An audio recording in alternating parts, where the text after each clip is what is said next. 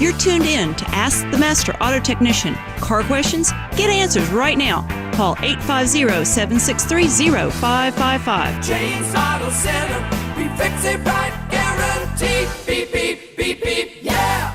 All right, good morning, everybody. It's bright and early Wednesday morning. Well, it's not bright outside. It's still dark. But if you got a car question, call us at 850-763-0555.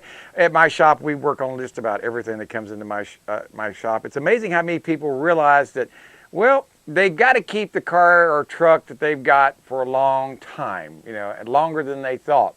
The reason is they've got a great car or truck that may be 10 years old, 11 years old, has 100,000 miles on it. And they go, the truck runs good, it looks good, there's no rust in it, everything works like it's supposed to, it doesn't use oil, it shifts good, I've kept my maintenance up on it. Why should I get rid of it? That's a good question. Why should you get rid of it? Because you shouldn't. And that's what these people are realizing. They could go and spend maybe $2,000, $3,000 to do all the maintenance or ball joints or tie rod, whatever's wrong with the vehicle, to bring it back up to its pristine. I don't know if the word pristine is the right one to use, but bring it back up into very good shape to make sure that, the basics are done. All the fluids are changed, the alignment's done, the tires are good and proper inflation, and maybe they put new tires on there if they're 5 years old or older. Doing all the things necessary, because I've told people hundreds of times over the years, once you have a car that's 5 to 7 years old and you buy it used, the reason you're buying it is because a person didn't want to do the maintenance on it. And so if you buy this vehicle, you're going to have to do the maintenance on it. So you need to make sure what you're getting. Too many people see a car, it looks good, it smells good, it's nice and bright and shiny, and they see the price on it, they make the deal, they get it done, and then they take it to their shop to get an oil change on it. The guy says, hey, while you're at it, this is bad, this is bad, this is bad, this is bad, this is bad. And that's why the people traded the car off at 60, 70,000 miles after it was 2 or 3 years old, because they didn't want to do the maintenance. And it's not uncommon to spend $2,500 to get the maintenance done on a vehicle. You say $2,500? I've never paid that kind of money for, well, I bet you never have, but timing belts, they have to be changed. And there's more involved in changing a timing belt than putting a timing belt on. You got cam seals and crank seals and tensioners and water pumps that are driven by the timing belt. All those things have to be done. What were you going to say, I was going to say, I talked with somebody yesterday that had been through the shop in March or so this year, and he lived in Jacksonville, so he took care of his immediate needs while he was here so he could get back home.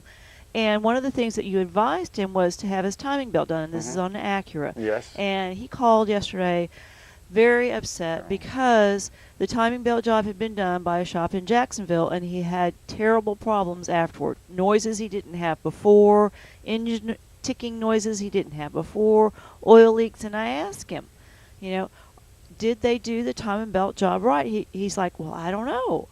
He said, but ever since you, I said, the since you phenomena.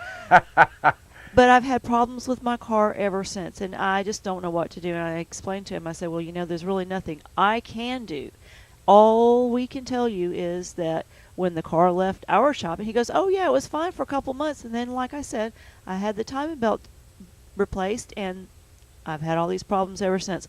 So it's one of those, he has noises now that he didn't have before. And I asked him, did you have the shop, someone, the owner or the technician, go for a test drive with you prior to doing any of the work? No. And I said, well, don't you know that's one of the reasons that James does that, is because if you and the technician or the owner are in the car driving and you hear a noise or they hear a noise, you can both agree that is a noise. He did not do that. So therefore, now he picks up the car, he says he has noise, and they say, so? I'm not laughing. I'm not.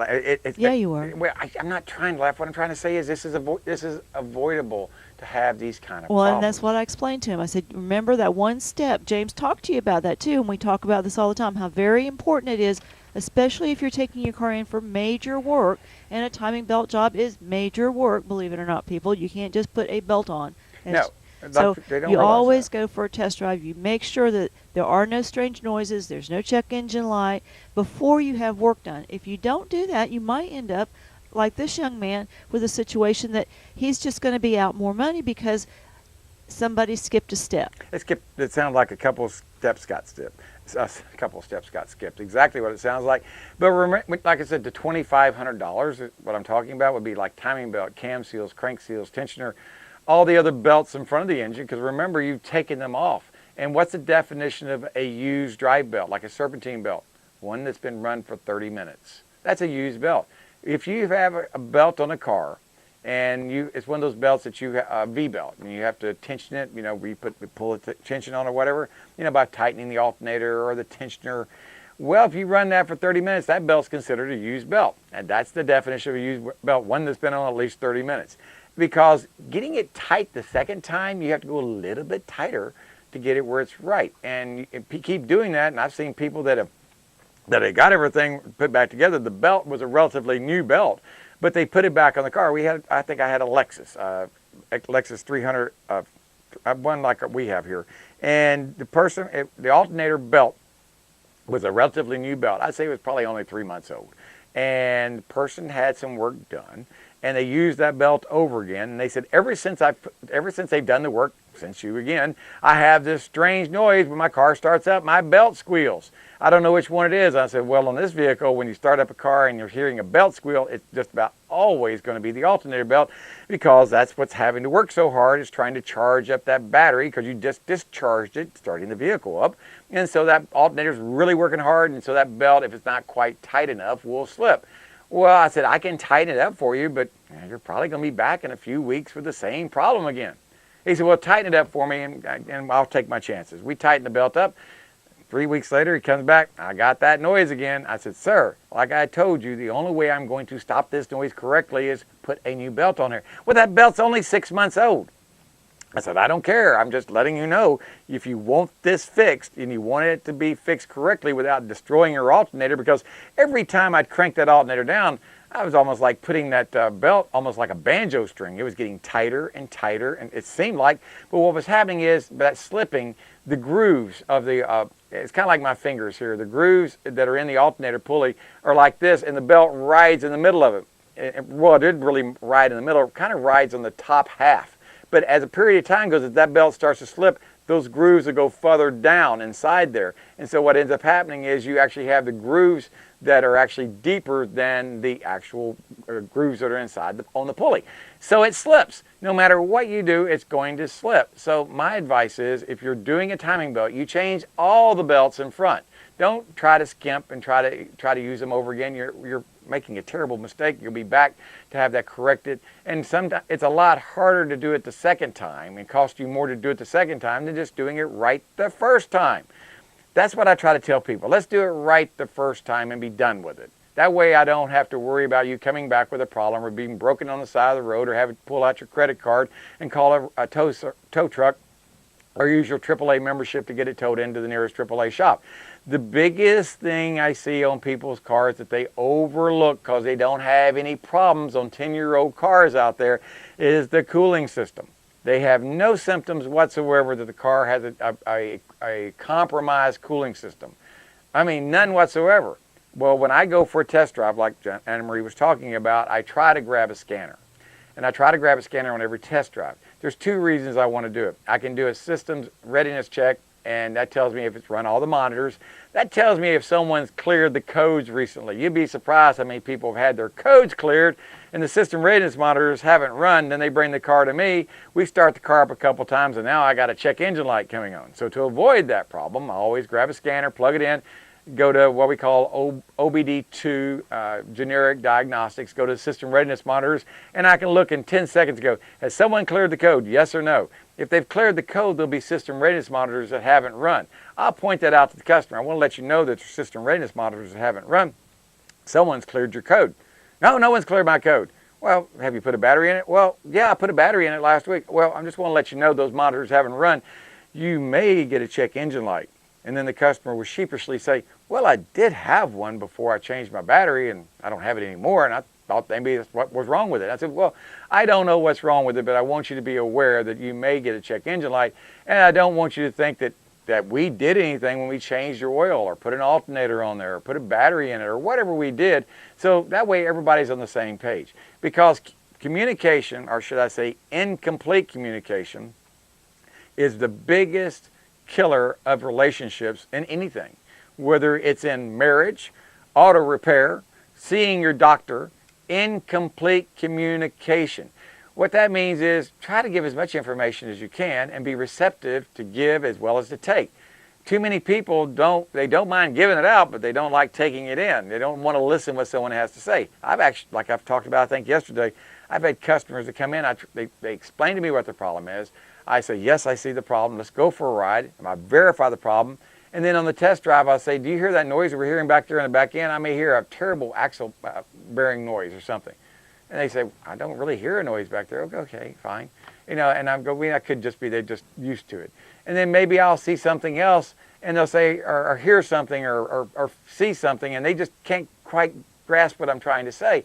And there's been a few times I said, I don't think I can help you. And they look at me and go, what do you mean you don't think you can help me? I said, well, I'm not trying to be argumentative, but I cannot, if I can't communicate with you right now about noises that I'm hearing, problems that I see from my experience of over 40 years working on cars, I don't know if we'll be able to communicate if I give you back your car after we work on it and something's not right. You may think that I've not done you correctly. So I'm going to recommend that you find another shop that you can communicate with.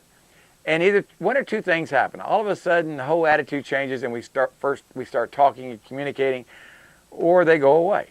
And sometimes it is best if they do go away if that happens. But this is part of being in business. You've got to be able to communicate with people. It's the same thing in being married or having a relationship with somebody. You've got to be able to have complete communication. Whether you take out a loan for a car or whether you take out a loan from the house, if you're not communicating what's coming on or coming to you, when you start getting those bills, you're going, well, I didn't ask for that. I didn't want that. So find out everything as much as possible. Get as much information as you can. Tell your technician if you have a problem with the car, what you're experiencing, when it happens. Don't be elusive. Don't sit there and go, don't tell them things. Don't, please volunteer more information than people want to give sometimes. Like, the man didn't tell me about the battery. I had to bring that out about him, that he just changed the battery. But what that did is, sure enough, we fixed the car. The car came back a week later. Check engine light was on that vehicle's car. It ran the system readiness monitor and found out the catalytic converter was no good. Because when they erased the codes, that P0420 went away. When they changed that battery, they discharged it completely, so that memory was gone. And it took a week or so for it to run that system readiness monitor when he was on the highway to verify that catalytic converter was good or no good, what the case may be. So when you go to get your car worked on, get complete communication with the shop or whoever's working the car. Insist on a test drive while you're there before you release the car to verify your complaint, even if it's for an oil change. If you don't have a complaint, it'll save you money in the long run. It'll save the shop grief and aggravation. It'll save you grief and aggravation, and everybody will be much happier. Hey, this is James Morris. I got Stephen Lane calling all the way from Powder Springs, Georgia. He's going to talk about which presidential candidate should buy his purple Saturn. I don't know what he's going to talk about, but he said something like that yesterday, so we'll be right back and we'll find out. James Auto Center, we fix it right, guaranteed. Beep, beep, beep, beep, yeah.